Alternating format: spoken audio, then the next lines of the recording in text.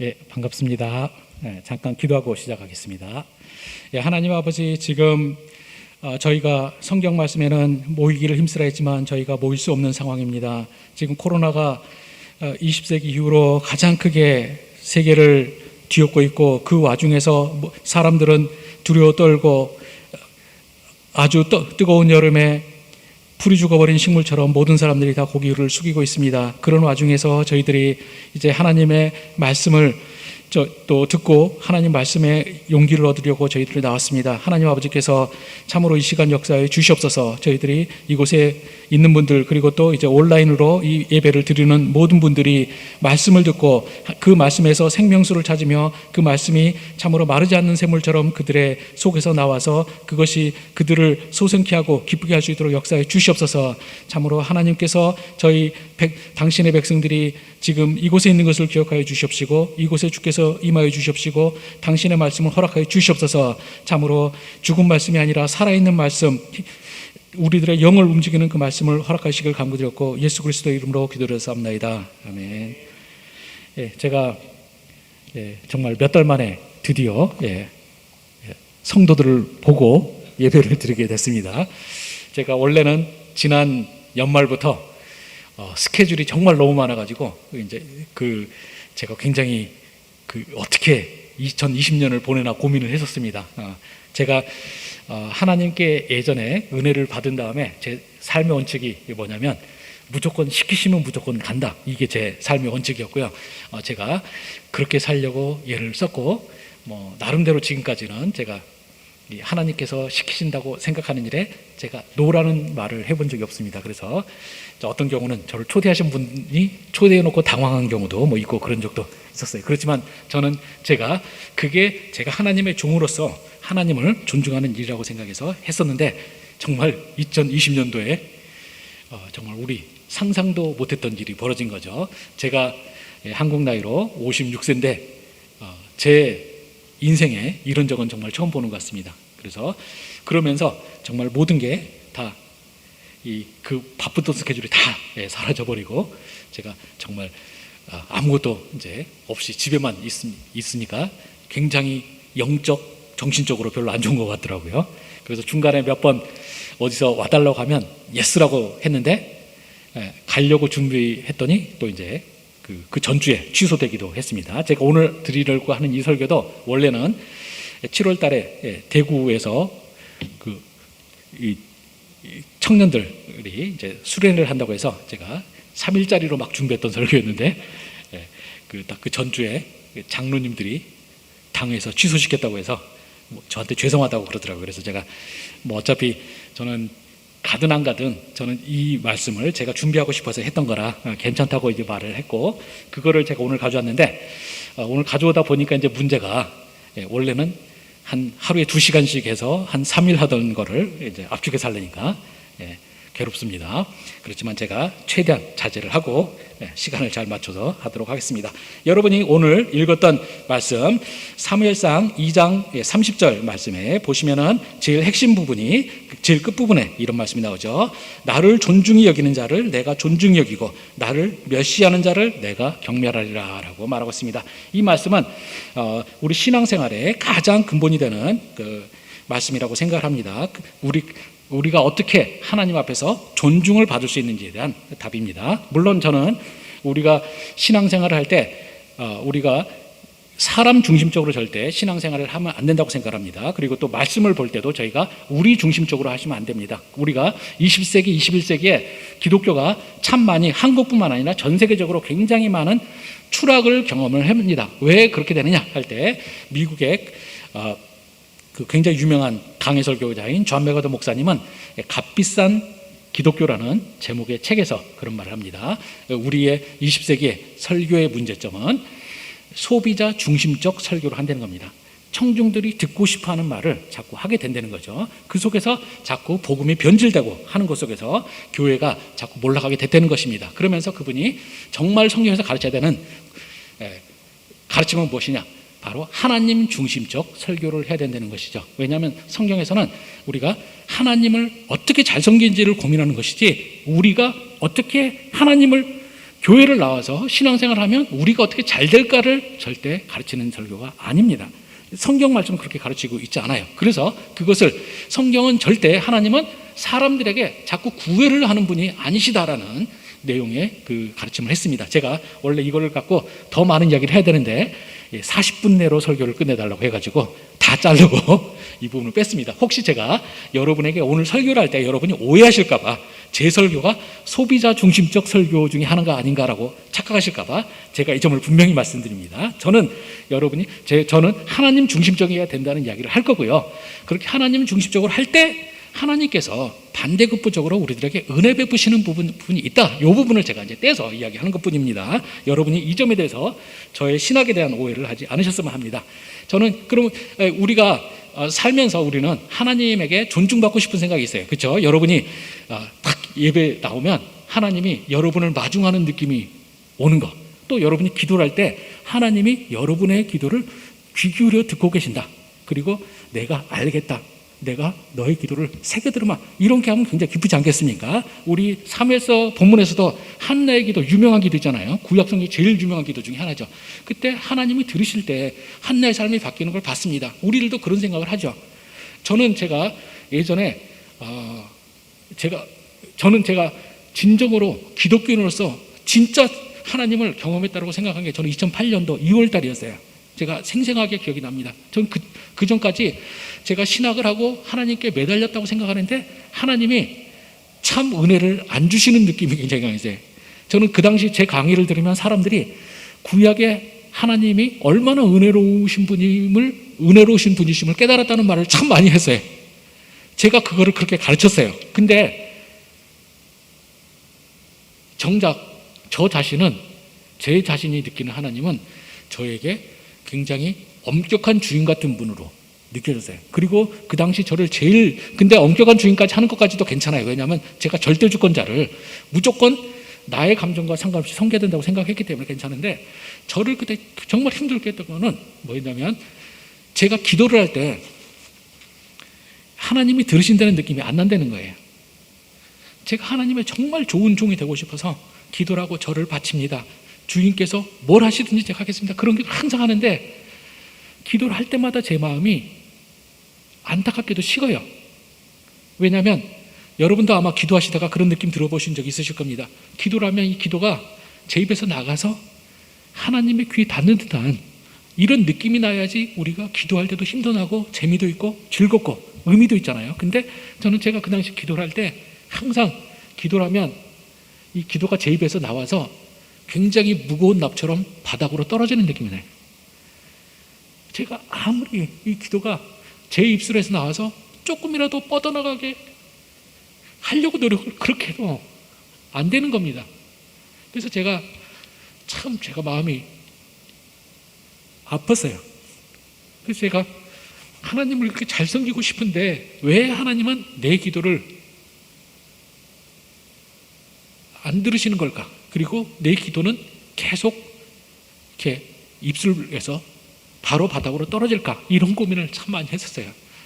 그러다가 2008년도에 굉장히 제가 저로서는 굉장히 제일 큰 문제가 부딪혀서 굉장히 힘들어하던 시절에 제가 다시 한번 하나님께 내가 간절히 기도해야지. 그리고 내가 하나님을 정말 높이는 마음으로 내가 그분의 진짜 제 고민하는 것 자체가 하나님의 사역을 하는 거였기 때문에 이 하나님의 사역을 잘할 수 있도록 해달라고 하나님께 기도를 해야지 생각을 했습니다. 그래서 제가 아침에, 그전까지는 잘 그렇게 안 했었는데 제가 그 당시에 아침에 학교 가면 채플실에 무조건 가서 제가 한참 기도하다 이제 그 하루 일과를 하고, 저녁에 이제 그 당시에는 제가 한국에 돌아온 지 얼마 안 돼가지고 저녁 12시까지 맨날 그 강의안을 작성했어야 됐습니다. 그래서 저녁 12시면 이제 집에 돌아올 때 또 기도를 하고 이렇게 했어요. 근데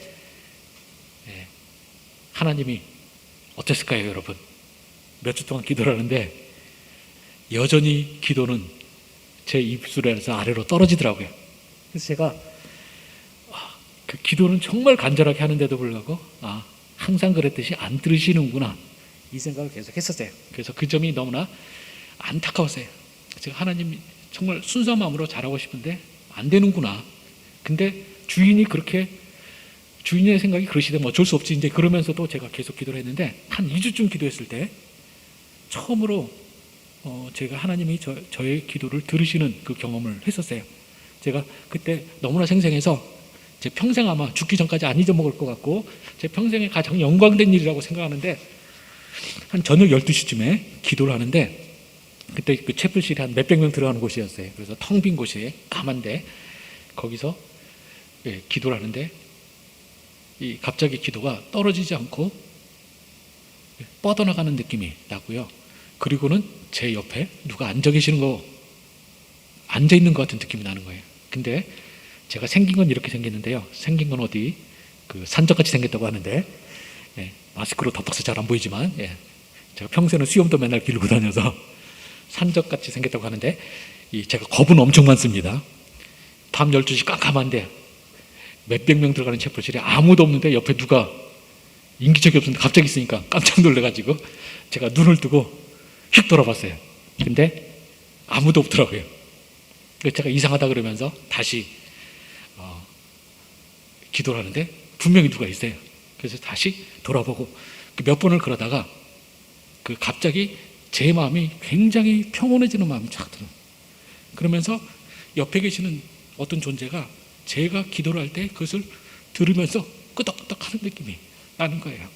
그래서 제가 그 순간 너무 마음이 평안해져가지고 제가 아버지, 그러니까 지금이 너무 좋아요, 이렇게 고백을 하고, 제가 평생 해서는 안 될 말이 그때 입에 튀어나와 버렸어요. 너무 좋으니까. 그게 뭐였냐? 아버지, 지금 이 순간이 너무 좋아요. 앞으로 시키시는 일 뭐든지 다 할게요 라고 고백을 했더니 하나님께서 제일 처음 시키신 일이 뭔지 아세요? 그 먼저 있던 학교 잘 있었는데 사표내자, 이렇게 된 거예요. 그래서 그때서부터 제가 생각할 때 2008년도에 그런 일이 있었고, 마무리된 게 저는 작년 말에야 겨우 최종적인 그 문제가 정리가 됐다고 생각하는데, 10년 동안 굉장히 제가 험한 일을 많이 겪었어요. 그렇지만 제가 단 한 번도 후회해 본 적이 없어요. 왜냐하면 제가 2008년도에 제가 기도를 했을 때 들으시는 분이 있구나, 그리고 그 기도가 의미가 있구나라는 걸 한순간부터 행복했고, 그 순간이 제가 너무나 즐겁고 의미 있었기 때문에 제가 그렇게 그 뒤로 제가 정말 그렇게 살려고 노력을 했습니다. 근데 제 간증이 갑자기 나왔지만, 여러분이 하나님의 존중을 받고 싶은 마음이 다 있을 겁니다. 근데 하나님의 존중을 받으려면 우리가 어떻게 하겠습니까? 가장 간단한 것은 오늘 말씀처럼 여러분들이 하나님께서 말씀하신 게 바로 나를 존중히 여기는 자를 내가 존중히 여기고 나를 멸시하는 자를 내가 멸시해라 라고 말했죠. 여러분이 바로 이 말씀을 대로 하시면 되는 겁니다. 여러분이 하나님이 여러분을 정말 존중해 줬으면 좋겠다. 여러분이 기도를 할 때 하나님이 귀 기울여 듣고 내가 너의 뜻을 잘 받아들여서 가장 최선의 결과를 내도록 하겠다, 이런 식으로 말씀해 주시면 얼마나 행복하겠어요. 바로 그 제일 간단한 방법은 여러분이 하나님께서 여러분에게 해주셨으면 하는 마음으로 여러분도 하나님께 간절히 매달리면 됩니다. 제가 경험했을 때 그런 것처럼 여러분이 하시면 됩니다. 이와 관련해서 저는 이거 좀 이해하기 쉽게 설명을 하자면, 여러분이 혹시 그 책을 들어보셨는지 모르겠습니다. 요즘에는 별로 회자가 안 되는 것 같은데, 요 10년 전만 해도 전 세계 최고의 베스트셀러 중에 하나였습니다. 자기계발서적으로서 유명했었는데, 스티븐 코비의 성공하는 사람들의 7가지 습관이라는 책이 있습니다. 이 책이 제목은 한국 제목이 굉장히 천박하게 지어졌는데요.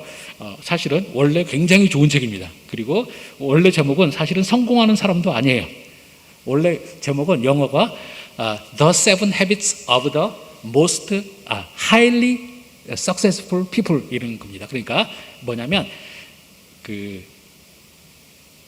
극히 효과적인 삶을 사는 사람들의 7가지 습관이에요. 그리고 그 책 서론에서도 이제 말하고 있지만, 이 책은 절대 20세기 자기계발서들이 하듯이 어떤 방법을 가는 책이 아니라는 겁니다. 그 책에서 말하는 거는 정말 우리가 그런 사람이 되기 위해서는 어떻게 되느냐 할 때 내가 어떤 사람이 된다는 거예요. 그래서 말하기를 내가 어떤 정말 효과적인 사람이 되는 거, 또는 이제 뭐 우리말 제목식으로 성공하는 사람이 되기 위해서는 내가 어떻게 해야 되느냐, how to do를 가르치는 것이 아니라 그 책에서는 what to be를 가르치는 겁니다. 그러니까 내가 어떤 사람이 돼야지 그런 결과가 나올 수 있게 되냐를 가르치는 책입니다. 그래서 그분이 굉장히 좋은 책을 쓰셨고요. 제가 그 책을 딱 읽고 나서 느꼈던 소감이 잠언서에 가르치는 내용이랑 너무나 상응한다 해서 제가 그 당시 쓰고 싶었던 책이 성공하는 기독교인의 7가지 습관이라는 책을 제가 쓰고 싶었었어요. 근데 뭐 하나님께서 저에게 걷게 하신 여러 가지 파란만장한 일 때문에 이제 못 쓰다가 최근에야 제가 드디어 이제 언제 마칠지 모르지만 그래도 슬슬 자료를 모으자 해서 제가 요즘에 쓰고 있습니다. 근데 그 책에 보시면 7가지가 정말로 여러분들이 잘 터득해 놓으시면 삶을 사는 데 있어서 굉장히 유익한 것들을 많이 가르칩니다. 근데 그 중에 3번째가 뭐냐면 감정 계좌라는 개념을 가르쳐요. 이 감정 계좌는 이런 겁니다.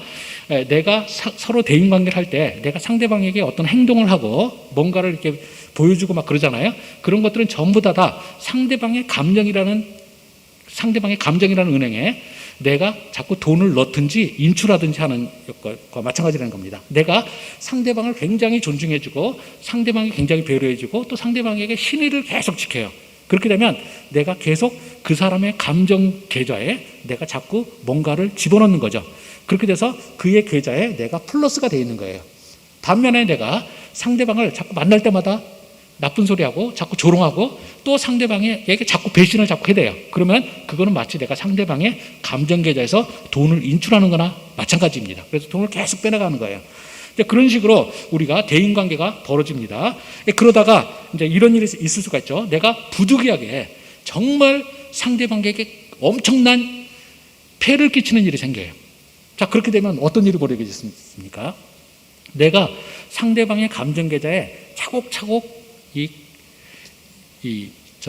플러스로 계속 내가 뭔가를 그 감정의 돈을 모아놓은 사람은 어떻습니까? 내가 상대방의 큰 폐를 부득이하게 끼쳤을 때 내가 상대방의 계좌에서 꺼낼 돈이 많은 거죠. 그래서 내가 그 모든 폐를 대부분 갚을 것도 남을 만큼 뽑아낼 수가 있습니다. 그리고 또는 내가 상대방의 심지어는 마이너스로까지 빼낼 수도 있어요. 그럴 때 상대방이 어떻게 반응하겠습니까? 상대방은 그 사람에 대해서 굉장히 호의적인 마음을 갖고 있으니까 이렇게 생각하는 거죠. 이 사람이 절대 이럴 사람이 아닌데 이렇게 큰 폐를 나한테 끼친 것은 이 사람에게 뭔가 정말 부득이한 일이 있구나. 내가 이해하고 도와줘야지 이런 생각을 하게 된다는 것이죠. 그래서 우리는 크게 상대방에게 신세를 질 수가 있습니다. 근데 반면에 내가 상대방에게 계속 마이너스를 인출하듯이 계속 뽑아내요. 마이너스 통장 쓰듯이 계속 해요. 근데 그러다가 내가 상대방에게 폐를 끼치면 어떻게 되겠습니까? 굉장히 하찮은 걸 해도 상대방은 굉장히 강하게 리액션을 합니다. 그러면서 평소부터 이 잡스런 이 인간이 드디어 이 짓까지 하는구나. 너 죽고 나 죽자. 이런 식으로 나오게 되는 것입니다. 그래서 그 감정계좌라는 개념을 말하는데요. 저는 제가 그 책에서 그 감정계좌 개념을 들으면서 참 이거야말로 진리다는 생각을 했어요. 그래서 여러분이 평소 대인관계 하실 때 이 책에 말했던 이 감정계좌라는 개념을 잘 활용하시면 굉장히 크게 도움이 됩니다.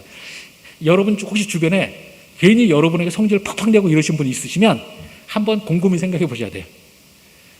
그 사람이 나한테 그 사람이 특별히 성격이 나쁜 사람이 아니라 내가 그 사람에게 그 감정에서 계속 마이너스 대출을 하고 있었던 건 아닌가. 그러니까 상대방이 나에 대한 인내심이 완전히 바닥이 나서 내가 아주 사소한 것만 해도 상대방이 크게 반발하는 거 아닌가 생각해 봐야 됩니다. 우리가 부부관계 같은 데서도 보통 그렇잖아요. 이혼하기 직전 부부들 보면 뭡니까? 이제 처음에는 그렇게 결혼할 때는 그렇게 사랑했을 텐데 나중에 이혼하기 직전에는 뭐예요? 이 사람이 하는 짓거리가 무조건 다 꼴 보기 싫은 거예요. 심지어는 밥상에서 젓가락 들 때 젓가락 드는 손가락 위치만 봐도 짜증이 나는 거예요. 그러면서 이 인간은 어떻게 정말 추한데 이것마저도 이럴까? 그래서 온갖 트집을 다 잡게 되는 것이죠. 근데 아주 좋으면 어떻게 됩니까? 굉장히 막 흥결하고 막 밥을려도 그냥 저 사람의 그 좋은 점이 해서 다 할 수가 있게 되는 것입니다. 이것이 굉장히 중요한 원칙입니다. 근데 이 똑같은 성경에서는 물론 성경에서 특수한 상황에서 하나님께서 우리들이 도저히 어쩔 수 없는 상황 속에서 하나님께서 은혜를 베푸시는 경우도 있지만 대부분 일반적으로는 하나님께서 우리와 관계는 역시 여기서 말한 것처럼 그 존중하면 나도 존중하고 나를 멸시하면 나도 너희를 멸시한다라는 그 방법이 적용됩니다. 이것이 전문적인 법적이고 신학적인 용어를 쓰자면 소위 동해동용법이라는 표현을 쓰죠. 동해동용법은 상대방에게 내가 해를 끼친 그대로 벌을 받는다는 거고요. 또는 이제 인과응보라는 표현도 씁니다. 내가 상대방에게 어떤 과실을 저지르면 그에 걸맞는 대응을 당한다, 이런 뜻이죠. 물론 이제 이 두 가지 표현은 좀 부정적인 이미지가 강하지만 이것은 플러스적인 측면에서도 작용을 합니다. 즉 내가 상대방에게 선을 베풀면 내가 그 선에 대해서 보상을 받고 또 내가 상대방에게 좋은 일을 해주면 상대방도 나에게 좋은 일로 해준다, 이런 말씀을 많이 하죠. 그래서 이 성경에서는 이런 식의 내용이 상당히 많습니다. 제가 뭐 시간이 없기 때문에 제가 이거를 다 꼽아서 말할 수는 없는데요.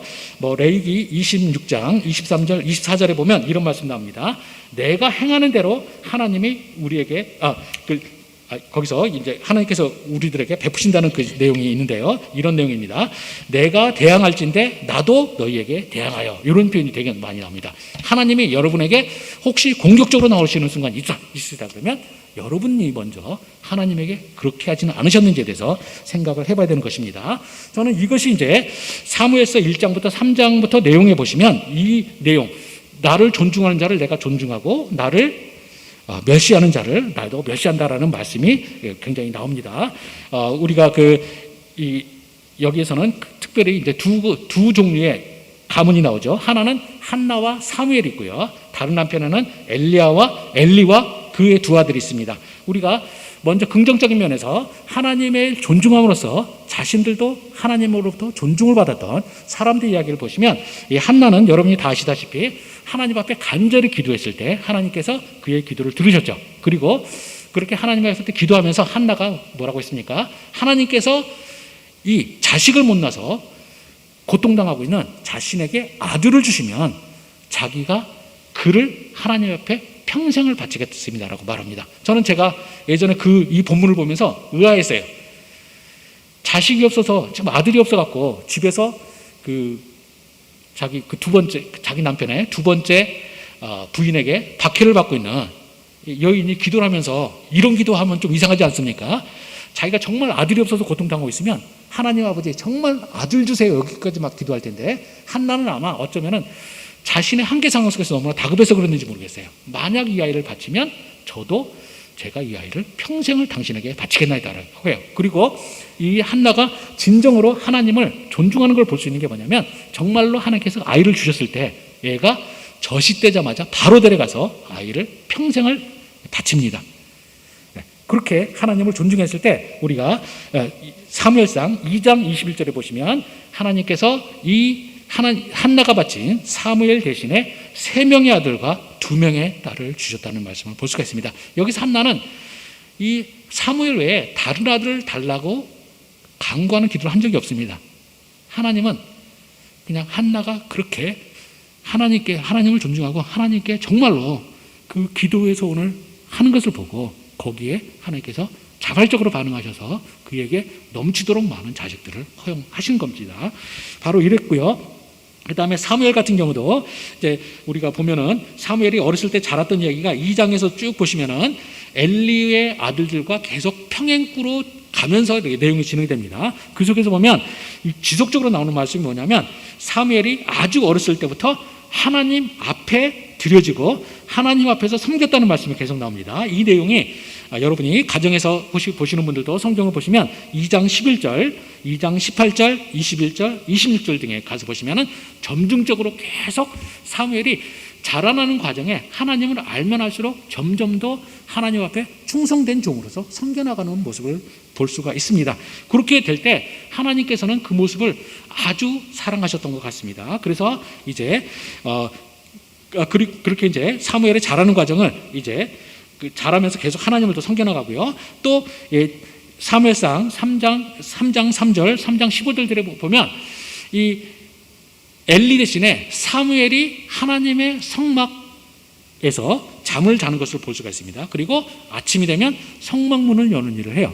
그러니까 정작 해야 될 사람은 엘리의 아들들인데 이 사람들은 사고치고 다니라고 바쁘고 그 모든 일을, 섬겨야 되는 일을 이 사무엘이 어린 나이부터 하는 것을 볼 수가 있습니다. 그렇게 선한 청지기의 노릇을 하니까 하나님께서 그를 들으셔서 쓰신 것을 볼 수가 있습니다. 제가 다른 부분은 시간상 제가 안 보려고 하지만 딱 두 군데는 좀 봤으면 좋겠습니다. 여러분이 한 사람이 하나님을 존중하고 제대로 섬길 때 무슨 일이 벌어질 수 있는지에 대해서 우리가 한번 보도록 하겠습니다. 여러분이 사무엘 3장 1절을 한번 봐주시기 바랍니다. 사무엘상 3장 1절입니다. 사무엘상 3장 1절 그 본문에 보시면 이런 말씀이 나옵니다. 아이 사무엘이 엘리 앞에서 여호와를 섬길 때에는 여호와의 말씀이 희귀하여 이상이 흔히 보이지 않았더라 라고 말하고 있습니다. 이 사무엘이 이제 사역을 하나님의 부르심을 받는 이날을 이제 받게 되는데요. 이 받는 날 전까지 바로 어떠느냐, 하나님의 말씀이 사람들에게 들려오지 않았어요. 하나님의 백성 이스라엘에게 하나님의 말씀이 들려오지 않고 하나님께서 환상을 보여주시는 것, 계시를 보여주시는 것도 없었습니다. 바로 그래서 엘리가 최고 종교 지도자로 다스리던 시대는 참으로 불행한 시대고 말씀이 끊어졌던 시대예요.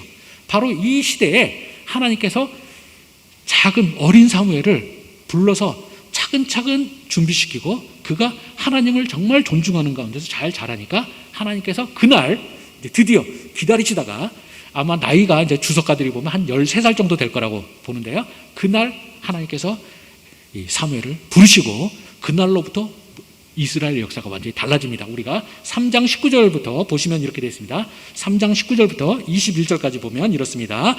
사무엘이 자라매 여호와께서 그와 함께 계셔서 그의 말이 하나도 땅에 떨어지지 않게 하시니 단에서부터 브엘세바까지의 온 이스라엘이 사무엘은 여호와의 선지자로 세우심을 입은 줄을 알았더라. 여호와께서 실로에서 다시 나타나시되 여호와께서 실로에서 여호와의 말씀으로 사무엘에게 자기를 나타내시니라 라고 말하고 있습니다.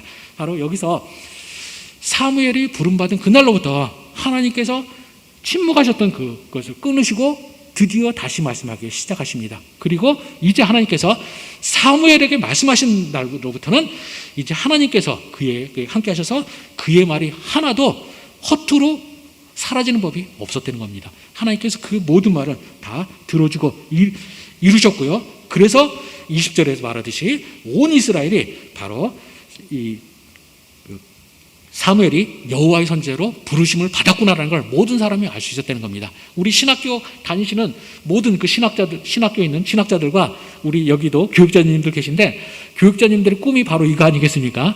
바로 이 정말 하나님의 말씀이 완전히 끊어버린 시대에 하나님께서 어느 날 여러분을 부르셨고 내가 너를 세워서 이 시대를 바꾸겠다고 하시고 정말로 여러분이 말씀을 전할 때마다 막 모든 역사가 벌어지는 이걸 꿈 아니에요. 바로 이 모든 것이 어떻게 가능하게 되느냐? 사무엘이 어렸을 때부터 여호와를 참으로 진중하게 섬겼기 때문입니다. 그 하나님을 존중하니까 하나님께서 그렇게 들으셨던 겁니다. 근데 이제 이와 대비되는 이제 엘리와 두 아들들의 얘기를 잠깐 보면은요. 2장 먼저 12절에 한번 가서 보시면 이렇게 되어 있습니다. 2장 12절에 엘리의 아들들은 행실이 나빠 여호와를 알지 못하더라 해서 여호와를 행실이 나빠라고 되는데 이 행실이 나빠라는 단어를 사실 히브리어를 제가 볼 때는 제대로 요즘 한국어로 번역을 하면 잡놈들이라고 번역하는 게 최고예요. 그래서 그 엘리 아들들은 잡놈들이라 여호와를 알지 못했다 이렇게 말하고요. 그 다음에 또 이들은 이제 이어서 나오는 2장 13절부터 17절에 보면 이들이 했던 아주 참남한 짓이 뭐냐면 이들이 제사장인데 하나님에게 바쳐지는 제물의 고기를 제물을 하나님께 드리기도 전에 이들이 뺏어갑니다. 이 두 엘리 아들들의 종들이 와가지고 사람들에게 이렇게 말합니다. 우리 주인 제사장님은 생고기 좋아하니까 생고기를 달라 해갖고 아예 제단에 드려지기도 전에 뺏어가 버려요. 바로 하나님보다 자기를 앞세우는 거죠. 바로 그것을 통해서 하나님을 멸시하는 행위를 계속 하게 되는 것입니다. 그리고 또 더 나아가서는 2장 22절에 가면 이들이 그 성막에서 일하는 여인들이 있었던 걸로 보이는데요. 성경에 아주 많은 자료가 나오진 않습니다. 그렇지만 분명히 출애굽기 38장 같은 데 보면 나오는데 바로 그 여인들과 성관계를 갖는 내용이 나와요. 자꾸 이런 식으로 해야 되는 겁니다. 그럼으로써 이 엘리 아들들이 이제 하나님을 자꾸 조롱하게 되니까 이제 하나님께서 이제 그들을 내가 벌하겠다라고 이제 말씀을 하시는 것이죠. 그래서 그리고 이제 더 나아가서 우리가 이제 엘리도 이제 마찬가지, 먼저 25절 한번 다시 한번 25절을 보시면요. 하나님께서 계속 이런 짓을 하는데 하나님께서 놔두세요. 왜 놔두시느냐 할 때 이렇게 말하고 있습니다. 2장 25절 보시면 2장 25절 끝에 보시면은 이는 여호와께서 그들을 죽이기로 뜻하셨음이라라고 말하고 있습니다. 하나님께서 이들이 죄악을 짓는 것을 한동안 방치를 하세요. 뭐냐? 하나님께서 용서하실 생각이 없으니까 이렇게 하는 겁니다. 여러분이 혹시라도 있잖아요. 여러분이 굉장히 잘못된 일을 행하는데 하나님이 여러분을 괴롭게 하시고 여러분을 치게 하시고 혹시 사업 잘 되는데 사업 망하게 하시고 하잖아요. 그럼 여러분이 그거 아셔야 돼요. 축복입니다. 그거. 왜냐하면 하나님이 여러분이 하나님을 알고 하나님께 돌아오기를 원하기 때문에 하나님께 건드리시는 거예요. 근데 성경에서 제일 무서운 게 뭐냐? 육이라는 개념이에요. 하나님이 정말로 망하게 할 사람은 방치해요. 뭔 짓을 해도 하나님이 건드리지도 않고 찾아가 주시지도 않아요. 그렇게 되면 그 사람들은 하나님에 대한 두려움이 없어지죠. 근데 그게 죽는 겁니다. 바로 엘리 아들들이 그런 일을 겪게 된 거죠. 그 다음에 엘리도 문제가 있는데요. 우리가 엘리 보시면은 엘리는 당시에 이스라엘의 최고 종교주의들이라서 모든 것을 책임졌어야 됩니다. 그런데 안타깝게도 이 엘리에 대해서 가장 많은 묘사가 나오는 게 뭐냐면 뚱뚱했다는 말이에요. 살이 쪘다는 말입니다. 여기에 대해서 많은 주석가들이 해석하기를 뭐냐면 엘리의 이 살찐 모습은 그의 영적인 상태를 반영한다는 겁니다. 그가 영혼이 살쪄서 비대해져 갖고 하나님 앞에 둔감해졌다는 걸 이제 보여주는 거고요. 이 엘리가 그런 가운데서 이 보면은 2장 22절부터 25절에 보면 이제 그 자꾸 자기 아이들이 그 성전에 있는 여자들과 성관계를 갖고 하니까 이제 거기에 대해서 그 말을 합니다. 그러면 꾸지람을 해줘요. 근데 거기에서 보면은 그냥 꾸지람은 하되 이들을 더 행동을 제약하거나 이들을 벌려서 제사장 일을 못하게 하거나 이런 식으로 하지는 않습니다. 그냥 놔둬요. 그렇게 돼서 흘러갑니다. 그리고 나서는 이제 하나님께서 드디어 이제 참으시다 이제 마지막으로 메시지를 주시는 게 바로 우리가 봤던 29장 2장 이제 2장 후반부의 내용인데요. 거기서 27절부터 나오는 내용인데 그 중에서 우리가 2장 29절에 보면 이런 말씀이 나옵니다. 너희가 어찌하여 내가 내 처소에서 명령한 내 재물과 예물을 밟으며 내 아들들을 나보다 중요시 여겨 내 백성 이스라엘에게 드리는 가장 좋은 것으로 너희를 살지게 하느냐라는 말을 합니다. 여기서 굉장히 중요한 말씀이 뭐냐면 내 아들들을 나보다 더 중히 여겨라는 거죠. 여기서 중이라는 말은 30절에 말하는 존중이라는 말과 히브리어로 똑같은 단어예요. 그러니까 이 엘리의 문제는 뭐였냐면 자기 아들들을 하나님보다 더 존중히 여기세요. 그러니까 아들들이 죄를 지을 때 지적은 하지만 그 길을 막지는 않았던 것이죠. 이렇게 이게 이제 문제고요. 그러면서 하나님께서 바로 네가 네 아들들을 존중히 여기서 어떻게 되냐? 네가 너를 살찌게 했다라는 말이 나와요. 여기서 이제 제가 굉장히 존경하는 데일 데이비스라는 외국 학자가 있어요. 제가 볼 때는 전 세계 성경신학자 중에서 가장 영적인 분이라고 저는 생각을 합니다. 이분의 그 주석을 읽고 있으면 제가 정말 좋은 신자가 되는 느낌이 날 정도로 정말 훌륭하신 분이에요. 제가 죽기 전까지 제 따르고 싶은 롤 모델인데 그분이 이제 뭐라고 하냐면 여기서 어쩌면은 요 본문이 여기서 너를 살찌게 한다라는 말이 이제 어쩌면은 바로 이 엘리가 어떻게 살쪘겠습니까? 바로 이 엘리 아들들이 자꾸 제사 제물로 드려지는 고기를 통으로 빼와 가지고 그것을 이제 자기들도 먹고 아버지도 줬을 거라는 겁니다. 그러니까 자꾸 이것을 먹고 이제 살이 찌는 거예요. 그러면서 어떻게 되겠습니까? 그러니까 엘리의 문제는 뭐냐면 엘리가 적극적으로 자기 아들을 안 막아선 것도 어쩌면 이걸 수도 있어요. 아이들이 잘못하는 거는 분명한데 애들이 가져다 주는 고기는 너무 좋은 거예요. 그래서 최종적으로 밀어붙이지 못하는 거죠. 저는 우리 교회에 있는 성도들 중에 평균적인 성도는 대부분은 엘리의 아들처럼 행동하는 사람들은 거의 없어요. 여러분들이 사고 쳐도 이런 식으로 사고 치는 사람은 거의 없습니다. 그런데 정말 여러분이 조심해야 될 사람들이 누구냐면요, 엘리 같은 사람이에요. 자기가 죄를 짓진 않는데 상대방이 죄 지어서 가져와 갖고 떡고물을 주면은 그거는 또 마다않고 받아들이는 겁니다.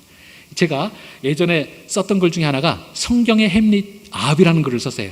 이제 왜 성경의 햄릿이라고 말 썼냐면요, 이 햄릿이 어떤 사람이냐면 우유부단한 사람의 대명사입니다. 그래서 맨날 행동을 하려 때 행동을 안 하고 이것이 문제, 그러니까 사느냐 죽느냐 이것이 문제로다 계속 고민만 하는 사이에 자기 주변 사람들은 다 죽어나가는 이야기가 햄릿입니다. 그래서 햄릿은 서양 문학에서 우유부단의 대명사예요.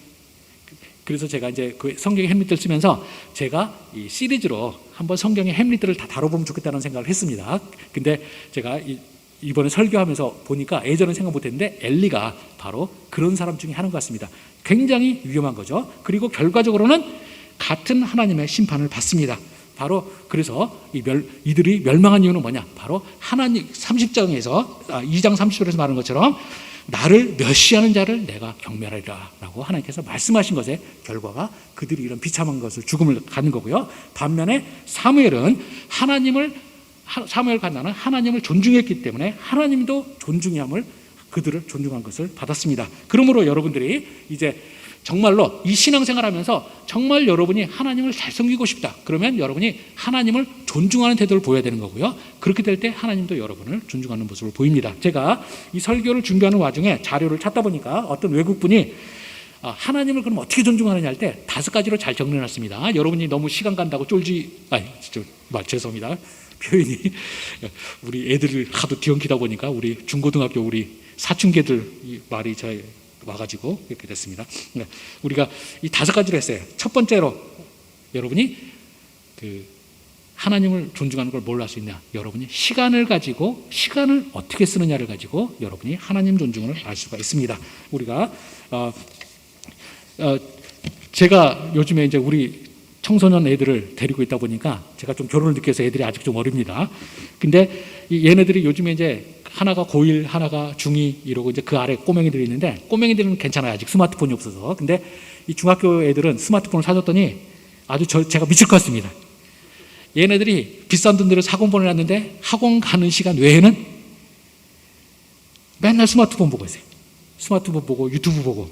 그래갖고 제가 정말 아주 죽을 것 같아요. 정말 이것 때문에. 제가 그러면서 이제 생각하는데 정말 유튜브가 굉장히 커다란 순기능도 있지만 역기능도 굉장히 심각하다. 그리고 아마 제가 볼 때는 현대 문명이 망한다 그러면 제가 볼 때는 스마트폰과 유튜브 때문일 것 같아요. 예전에는 이게 있기 전에는 사람들이 뭐 책도 읽고 뭐도 읽고 다 하는데 지금은 그냥 대부분의 사람들이 별 생각 없으면 대부분은 스마트폰과 유튜브 보는데 시간 다 보내는 거죠. 그러면서 거기 시간을 다 보내버립니다. 여러분들도 우리도 마찬가지입니다. 여러분이 신앙생활을 하시는데 아마 여기 있는 분들 중에서 상당히 많은 분들이 이 점에서 자유롭지 못할 겁니다. 여러분이 성경 읽거나 기도하는 시간과 여러분이 유튜브 보거나 또는 스마트폰으로 인터넷 하는 시간 중에 어느 게 더 깁니까?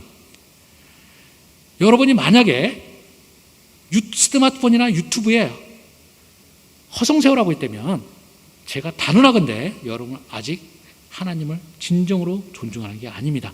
여러분이 하나님을 존중하는 것은 바로 시간을 어떻게 드리느냐를 가지고 알 수가 있습니다. 제가 이와 관련해서 제가 굉장히 대단한 분이 하나 있는데 이 반다해라는 사람입니다. 이 사람은 지금 굉장히 젊어요. 아마 금년에 이제 30살 됐을 텐데 이분이 자신이 경험을 쓴 놀라우신 하나님이라는 책도 냈습니다. 근데 이분이 방배동에 있는 어떤 목사님 딸이에요. 그리고 이제 그분의 이제 어머니는 원래 선교사를 꿈꾸셨다고 합니다. 그래서 자기가 반드시 선교사를 가든지 정 안 되면 내가 누군가를 파송하겠습니다라고 생각을 했어요. 근데 뭐 삶의 과정 속에서 이제 그러니까 목회하는 남편을 만났고 이 남편을 잘 서포트하는 사모님으로서 사시는데 이분이 계속 그 선교에 대한 꿈이 있다 보니까 그래서 남편이 어디 선교 여행만 가면 잘 가서 잘 생각해 보시라고 계속 한대요.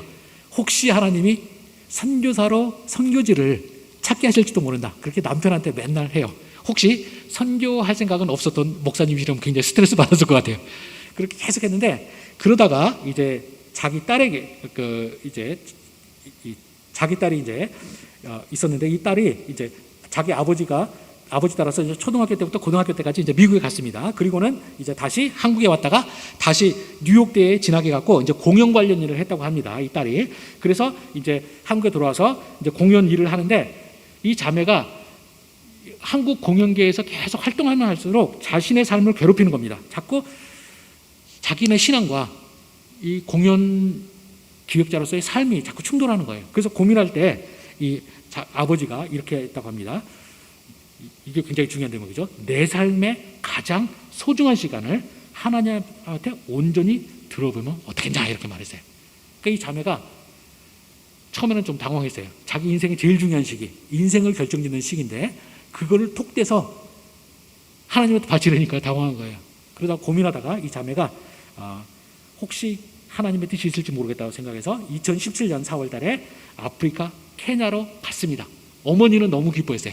드디어 우리 집안에 선교사가 나오는구나. 내가 못 갔던 걸 딸이 가는구나 했습니다. 그리고는 이 자매가 거기서 500일 동안 이제 케냐에 있었습니다. 그렇게 갈 때 사람들이 어떻게 했습니까? 친구들 다 말렸어요. 저도 제가 먼저 학교 하나님의 명령을 듣고 제가 사표를 냈을 때 저를 제일 방해한 사람들이 누구냐면 제 주변에 가까운 사람들이었어요. 신앙 정말 좋으신 분들이 합니다. 저는 그분들은 나쁜 의도로 한 게 아니죠. 그분들이 저를 아끼고 사랑해서 이 상식적인 판단을 해준 거예요. 근데 우리 또 어떤 경우에는 하나님이 우리 각자만 아는 비밀이 있지 않습니까? 그래서 이분도, 이 자매도 자기가 아프리카 떠나게 되니까 다 말린 거예요. 근데 본인이 하나님께서 이제 마음에 감동을 주시는 게 있어서 이제 자기가 갔습니다. 그리고 가가지고 이 자매가 거기서 굉장히 커다란 이제 꿈을 다시 발견합니다. 그래서 그 케냐에 있는 애들이랑 어떤 뮤지컬을 이제 공연했고요. 그걸 가지고 이제 케냐 국립공원에서도 그 공연하고 이런 일이 했었는데 그 와중에서 이 자매가 확실한 꿈이 하나 생겼어요. 그 뭐냐면 자신의 이 공연에 대한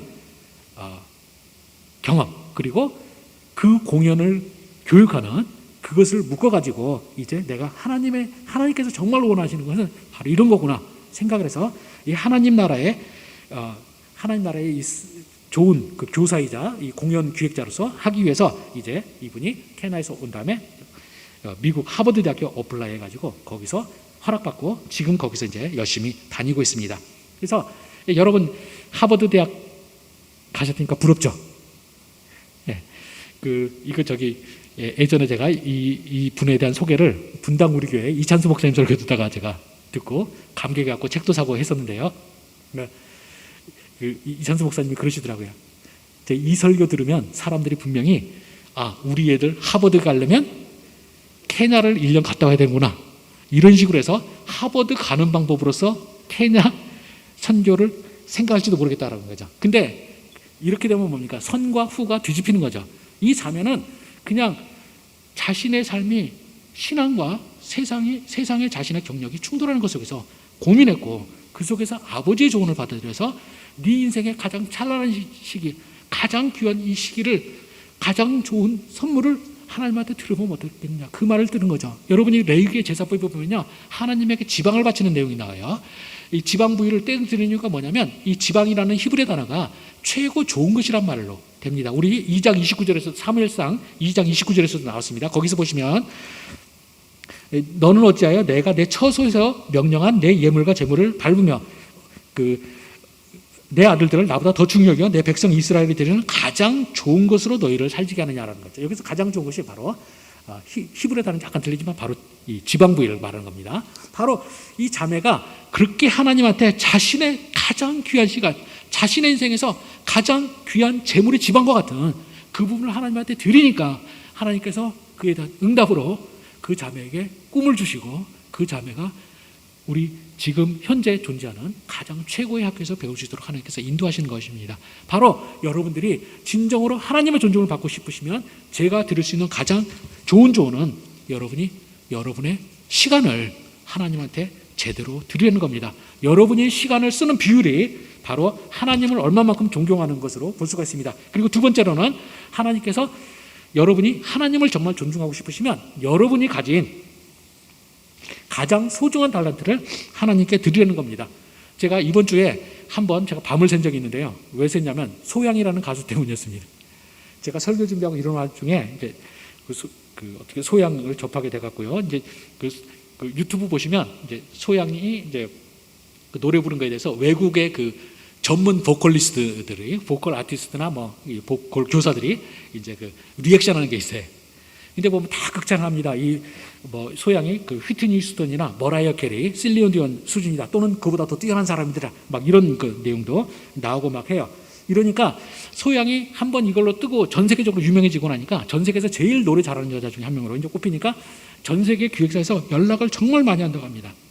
근데 이 소양 가수가 그 대부분을 다 거절해요.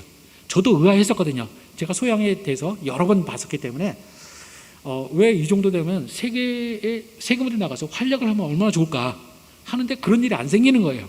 그래서 왜 그런가 했는데 최근에 그 유튜브 거기서 자료를 좀 이제 살펴보니까 본인이 그것을 거부하고 있다는 겁니다.